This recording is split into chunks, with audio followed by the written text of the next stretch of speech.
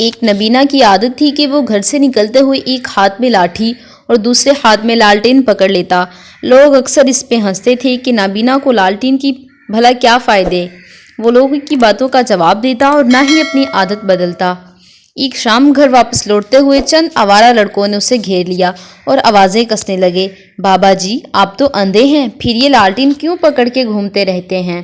نابینا نے تھک ہار کے جواب دیا، یہ لالٹین میں ساتھ اپنے لیے نہیں بلکہ تمہارے لیے رکھتا ہوں، ایسا نہ ہو کہ بینائی والے حضرات کی ضد میں آ کے جان سے ہاتھ دھو بیٹھو۔ اس لیے اس لالٹین کی روشنی سے لوگوں کو یاد دلاتا ہوں کہ میں نبینا ہوں، تمہاری آنکھیں سلامت ہیں۔ مجھے ڈرائیونگ سیکھنے کا شوق چڑھا اور میں نے ٹرینر سے کہا میں ایسی ایکسپرٹ ڈرائیور بننا چاہتی ہوں جس سے کبھی کوئی ایکسیڈنٹ نہ ہو۔ ٹرینر مسکرا کے بولی، جب بھی روڈ پہ نکلو بس یہ دماغ میں رکھنا کہ تمہارے علاوہ سبھی اندھے گاڑیاں چلا رہے ہیں، کبھی کوئی ایکسیڈنٹ نہیں ہوگا۔